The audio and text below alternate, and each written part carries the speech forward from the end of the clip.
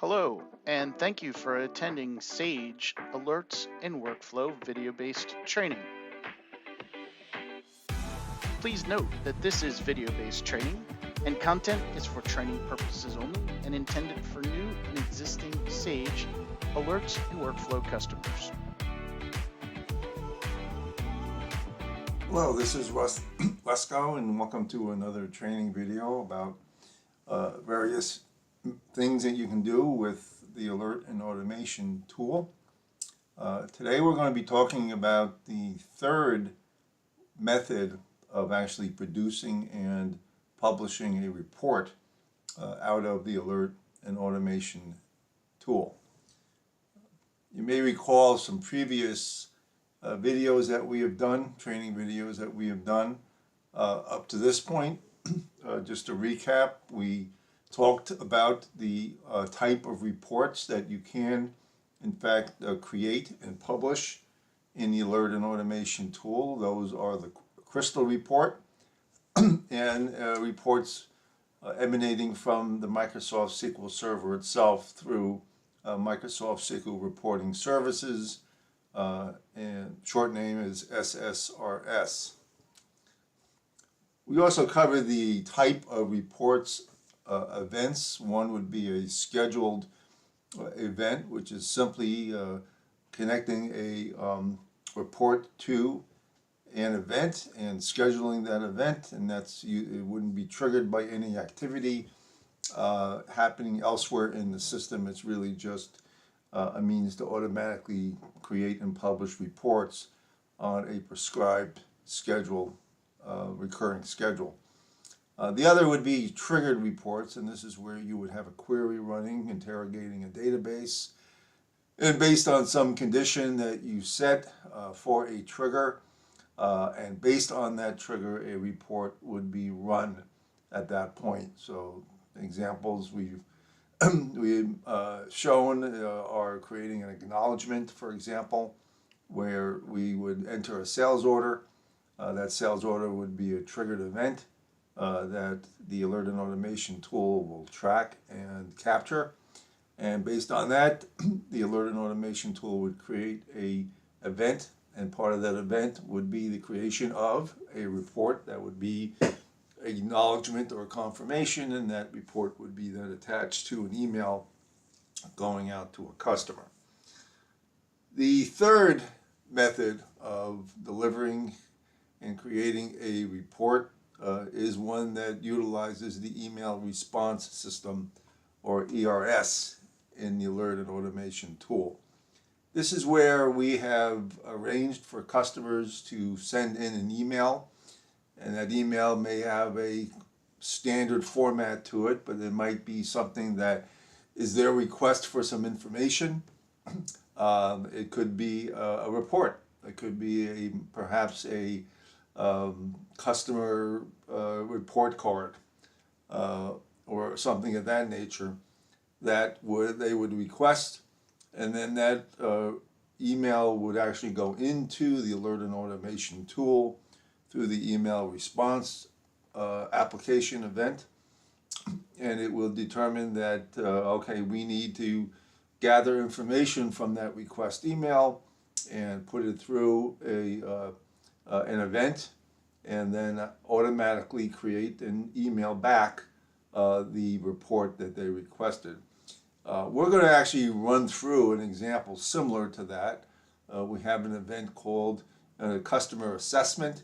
This is really just where somebody can randomly request this report. They would use a certain format of the email that we prescribe, and we'll get into a little bit why that is important. And that request then would come in and be processed through ERS, and then we would ultimately go into a query and event similar to ones you've seen already, and then we would email automatically out the customer assessment that they have requested. The customer assessment would actually be a report. In my example here, we're going to see a report that is actually done in SSRS run.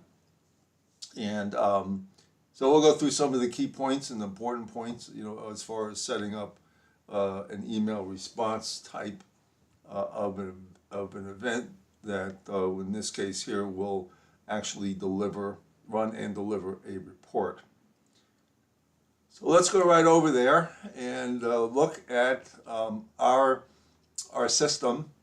And one of the first things that we're going to do is actually go down into the admin section where we have various user services that are set up, and you're very familiar with how the email accounts are set up within Alert and Automation. Now, as you know, these are community email accounts, so many people can be using them for different purposes, but that does not stop you from using and setting up an email account to be an account that's going to be used by the Alert and Automation tool to actually gather information from an email and drive that further into alerts and automations to where you have an actual event occur. Let me just expand this a bit to bring up one that I do have here. So this would be one of the first places that you would be beginning to think. Now, like any other event, you probably just want to map this out. What do you want to do? What kind of information are you going to have the tool look for in order to accomplish it, and so forth. I do have a report. I'll show you where that is in just a moment, but one of the first things we will do is look at the tab here for email response system. So what you're looking at actually follows this scale here, but it's really looking at the basic configuration, some simple things really more at a system level. The part of this that would be most critical towards creating an ERS event would be over here in content processing. And basically what's going to happen is that when an email is received and the ERS system is looking at the email, and one of its first lenses is going to be what you're looking at right here, that we're going to create a database, and that database is ultimately going to be called the inbox. So what we're going to do is we're going to populate and we're going to tell the system how to create a column or how to create a field in that inbox using information that is going to be embedded or on the surface really, or in the body of an actual email itself. Three simple little things. We're really going to only use the first two for the event that we're talking about right now. An order number, you can see that kind of where it will be in the format of the email, and then how are we going to want that information stored in our database, which would essentially be the inbox. Same sort of thing with the customer number. That's a simple customer number that's actually going to be in the body of the email, so it's going to be line feed, and we're going to take that email account and pop it into our database for the actual inbox. This third field we're not going to be using, but the first two we will. They can be added very easily. It's just a matter of knowing the kind of information you're going to need eventually for the event to run. The report may need things as parameters, things of that nature. So this is going to be how we're going to capture data from the actual email coming in that's being received by this account, and how it's going to put it into the database that we're going to eventually use like we would typically use in a query. So that's our email, just a simple thing about our email account. We will also have a different way in which the application events are going to be grouped together. We do have, under our event design, we go into application events. You'll see that there is going to be an application event called the email response system. So this is kind of by itself, but it's configured very much like a typical event that you might have that is pointing to a database of your own. This is going to be pointing to a database that we call the inbox. So if I open this up, things are going to look somewhat familiar. What you, of course, will also need in order to prepare a report is that report to be part of the application event. And you'll do that here, as you do with any other type of report that you're going to create. You can see here that this is an SSRS report. If I go into the setup of it, one thing obviously you'll need to know is the report server. SSRS reports tend to run in their own type of server environment. So you'll be setting that up in the accounts or the services down over here on the left, and you'll name it, and then that actual path to the report itself, the SSRS report would be shown here. We're using a report called a customer snapshot. So your report would have to be set up because obviously, and like any other event that you create up here and so forth, if you're going to have reports or anything of that nature part of it, then they will have to be set up as well. All right, let's look at our query at this point. And we do have a query for customer assessment. And this is really where we're looking at the requests coming in. And we are, as you can see, we are going to be interrogating a database called the inbox. And that inbox is going to have fields obviously established with it. And you'll see in here, there are some of those fields that we looked at before in setting up, the field names and key fields from the actual connection through the ERS system with the email account. But we do have the account number. The subject is going to be there. They're going to have a couple of important meanings in this particular example. Root, what are we going to use? It says from root. Now, what this typically means is that you might see emails when you create emails or you receive emails that the email address itself is, and if it's from me, for example, you would see Russ Lesko in parentheses and then the actual email of rlesko at blah, blah, blah. If you don't want that Russ Lesko in parentheses, you can eliminate it by just saying all I want returned is the root. So chop off that Russ Lesko and just give me rlesko at so-and-so.com. So things like that you'll learn, and then the inbox ID, all this will be in further training and documentation that would be your key field here or your unique field.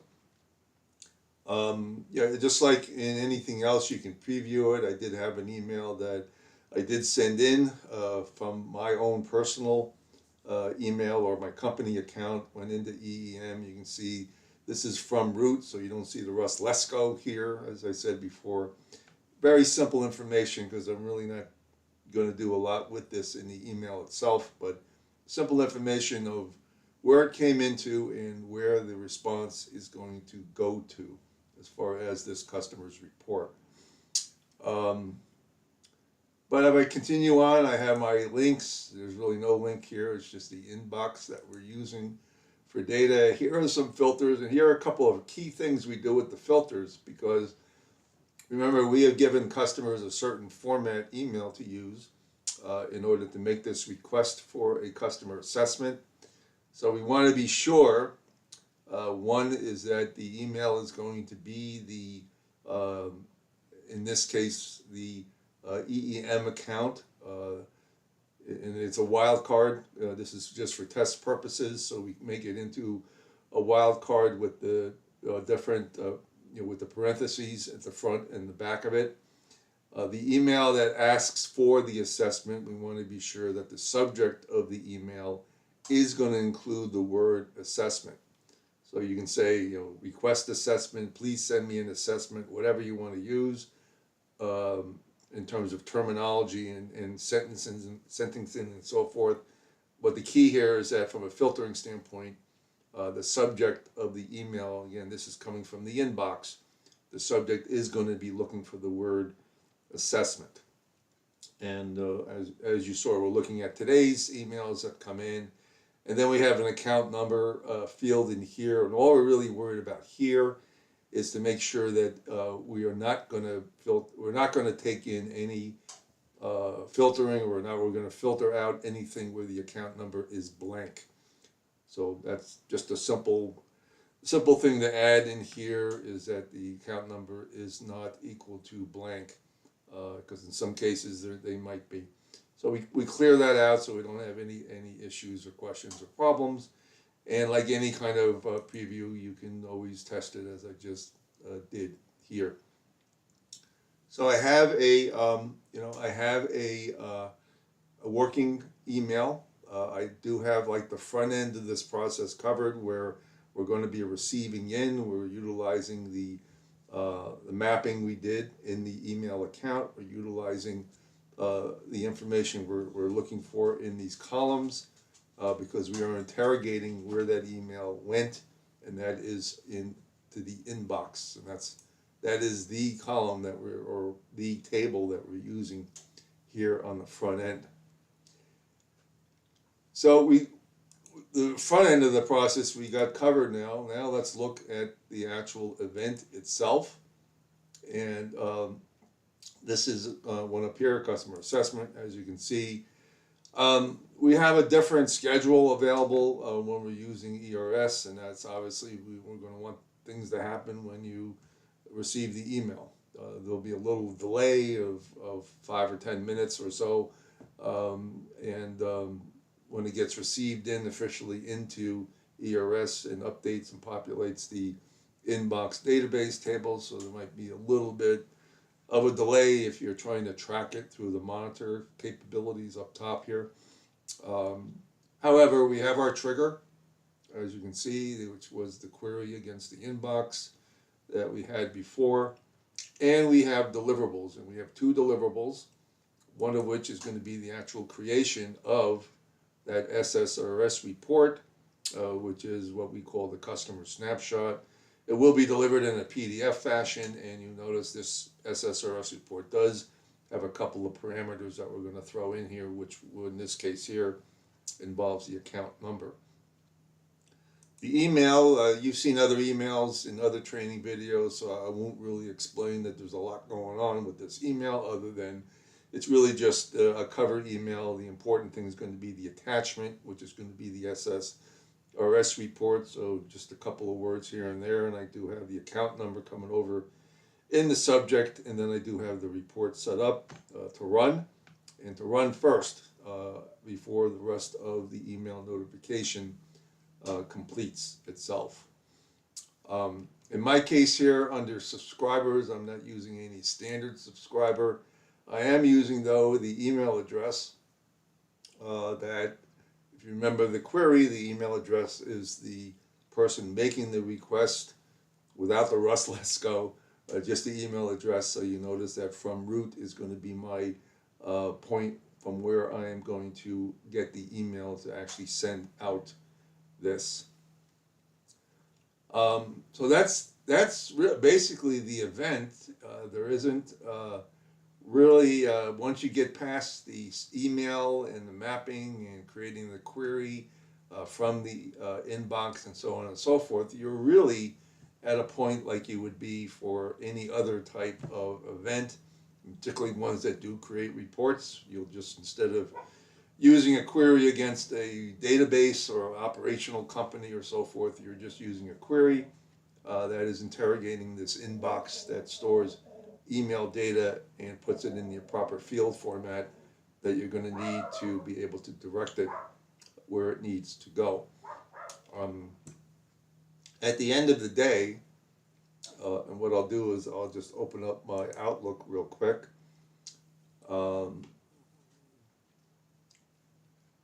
We won't run this because it might take a couple of minutes of delay as it kind of goes through, but I'll just show you, just as an example, that here is an email that came in. It's called the customer assessment. So this is what we requested. If I show you what we sent, this is what we sent. We sent to the address that was specified, just a request for the assessment. And since again we have the word here, assessment, and we also have the customer number in the body, we have all we need to populate that inbox to be able to run this and direct it to the right customer, etc. And that's really what happened. We simply delivered this out to the customer along with an SSRS report that was in a PDF format, because that's what we specified. And this is really just a snapshot of important KPI information that customers know we keep, and we have no problem sharing with them in this example. So that's it. I don't have anything else. Just thank you for, this is that customer assessment that I didn't show. But in any event, thank you very much for your time. Good luck with creating reports from using or in the process of using ERS. And have a great day. Good luck. Bye.